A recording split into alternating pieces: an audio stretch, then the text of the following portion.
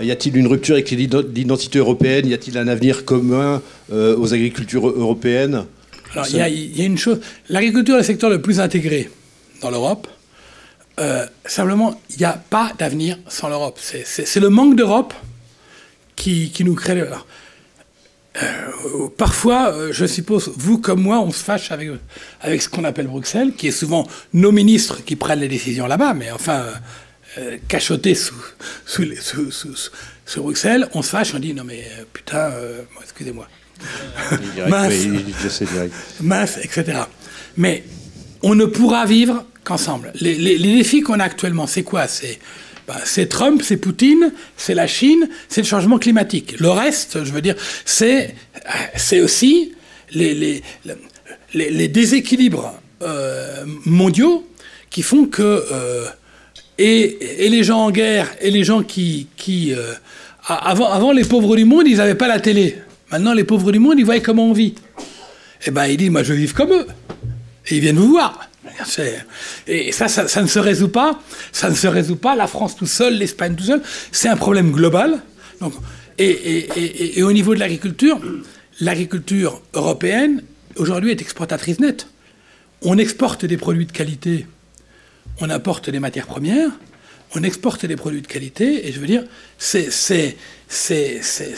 justement le développement des classes moyennes qui font qu'ils nous achètent nos fromages, donc vos luzernes, nos produits du porc et notre vin, etc. Donc, il n'y a pas de... Alors, pour les zones intermédiaires... Oui, alors, zone intermédiaire, bon, ça veut dire... C'est peut-être une allusion à ce que vous avez dit au début de notre intervention. Nous, on a déjà les papillons et les oiseaux, donc finalement, quel avenir pour nous si on ne peut pas faire valoir ça en plus, quoi. Non, mais c'est clair. C'est clair que... C'est pour ça que c'est très important d'avoir des indicateurs. Et la discussion des indicateurs, quels indicateurs on va prendre? Et il faut que les indicateurs tiennent compte de la réalité qu'il y a aujourd'hui. Alors, c'est bien d'avoir des indicateurs ambitieux pour faire mieux. Mais ce faire mieux ne peut pas aller au détriment de ce qui se fait déjà. Je vous prends un exemple au niveau... Qu'un indicateur puisse être l'économie énergétique, c'est une bonne idée. Mais une filière comme la vôtre, qui travaille déjà sur l'énergie depuis 10 ans, depuis 15 ans, et qui a donc diminué énormément ses coûts énergétiques, tu ne peux pas lui demander de faire moins 20%, comme tu peux demander à une filière qui n'a rien fait. Donc, le fait d'avoir été bon élève, d'avoir aujourd'hui déjà des papillons et des oiseaux, ou d'avoir fait des efforts énergétiques, ne peut pas vous pénaliser. C'est d'où l'importance de la discussion dans le détail des indicateurs. Bon, quelle est la place laissée au paiement PS, enfin, aux services environnementaux futur PAC Alors moi, je suis convaincu qu'à terme, si vraiment nous réussissons à gagner la bataille du marché, qui pour moi, je vous dis, est le nœud gordien, etc., les aides qui resteront seront des aides environnementales pour les services que vous porterez.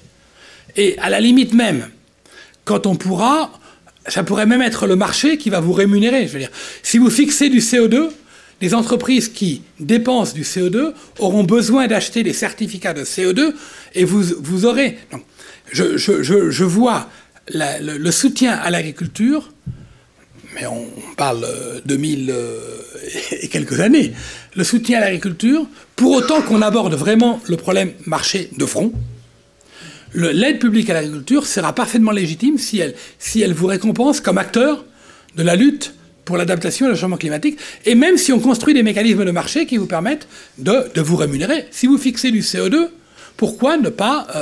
vous produisez la fixation de CO2 et vous êtes payé pour produire cette fixation de CO2 dans un marché qui se...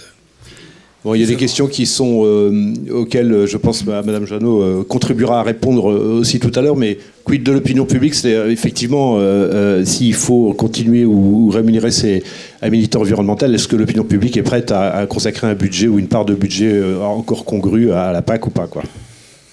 Ça, c'est ce qui est clair, c'est que pour que la société continue à soutenir les agriculteurs, une société chaque fois plus urbaine, il faut que les agriculteurs apparaissent, que l'effort qu'ils font et qu'ils doivent continuer à faire et qu'ils doivent faire encore plus, à l'avenir, soient vraiment valorisés et connus. Et que c'est pour ça que cette rémunération des aménités environnementales, c'est du béton au niveau du paiement. Une aide pour compenser les baisses de prix qu'il y a eu en 92, ça ne tient pas 3 minutes dans une discussion budgétaire. Une aide pour accompagner les agriculteurs dans la résilience, ça fait du sens. Dans l'investissement pour améliorer la qualité, etc., tout ça fait du sens. Donc de ce point de vue-là, c'est vrai. Alors, sur les distorsions, il y a un risque de distorsion de concurrence entre pays et entre régions. Faut pas, vous allez avoir le même problème que nous en Espagne, où 2 hectares de 2 régions différentes ont des aides différentes parce que, historiquement, etc., etc. Donc, il y a un risque de distorsion de concurrence. C'est pour ça qu'il est important que la manière d'être en relation les différentes administrations. C'est ça que pour moi, non seulement il faut construire des indicateurs qui fassent du sens, il faut changer la manière que les administrations travaillent ensemble. Et la Commission et les États membres entre eux, et les régions entre eux. Et ça, c'est extrêmement compliqué. Ça va mettre beaucoup de temps.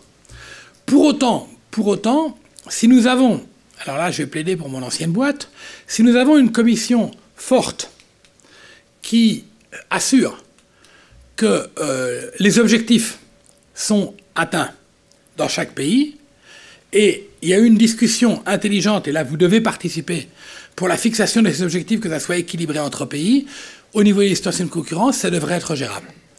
Si nous avons une commission faible qui laisse faire n'importe quoi aux États membres, je veux dire, on aura des problèmes. Très souvent, il y a la mode de taper sur la commission parce qu'on croit que ça fait du bien.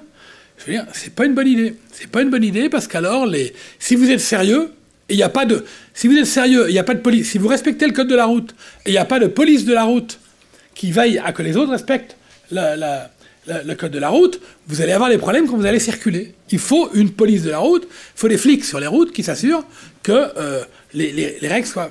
Et ça ne peut être que la Commission européenne. Après, on pourra lui demander qu'elle fasse mieux, etc. etc. Mais... Alors, on va peut-être prendre une dernière question pour respecter les horaires. La seconde qui s'affiche, là, certaines prospectives, effectivement, disent que nous ne produirons plus assez de denrées alimentaires pour satisfaire les besoins de la démographie en augmentation dans le monde. Comment la nouvelle PAC, se focalisant sur les aspects environnementaux, répondra-t-elle à cet enjeu, à la fameuse, plus d'environnement égale moins de production? Alors, il y a 2 choses. D'abord, ce n'est pas le rôle de l'Europe d'alimenter le monde. C'est le rôle de l'Europe d'aider le monde à s'alimenter. Notre rôle à nous dans le commerce international, c'est l'exportation de valeur ajoutée, de produits à valeur ajoutée. C'est là où on a un créneau. Et de ce point de vue-là, si par exemple les Chinois, quand il y a eu une crise laitière, ont recouru au lait européen pour alimenter leurs enfants, c'est parce qu'on a fait des efforts de traçabilité, etc., qui garantissent que le produit européen est le meilleur produit au monde. Pareillement, au niveau environnement, il y a une montée de la conscience environnementale dans le reste du monde.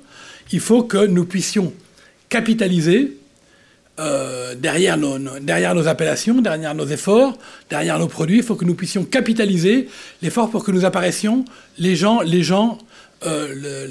les plus probes au monde. D'ailleurs, il y a déjà des entreprises qui disent qu'ils ont un bilan carbone nul ou même positif, etc. Négatif, je veux dire. Donc de ce point de vue-là, on le voit déjà, une bonne partie des entreprises sont en train de prendre l'argument environnemental comme un argument commercial pour se différencier des autres et attirer l'attention des consommateurs. Mais pour l'agriculture européenne, c'est la même chose. Peut-être qu'on produira un peu moins, peut-être.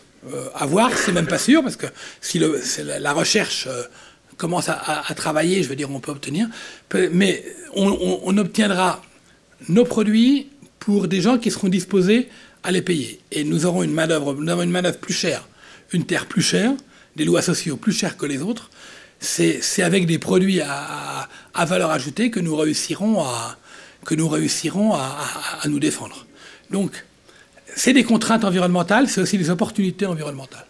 C'est comme la traçabilité, c'est une contrainte, mais c'est une opportunité. Bon, Thomas, je crois qu'on va peut-être arrêter là. Merci infiniment pour vos conseils dont on peut affirmer qu'ils sont éclairés, parce que ce sont ceux d'un praticien. Je ne doute pas une seule seconde qu'ils seront suivis par la filière. Je pense qu'on peut applaudir Monsieur Azcárate.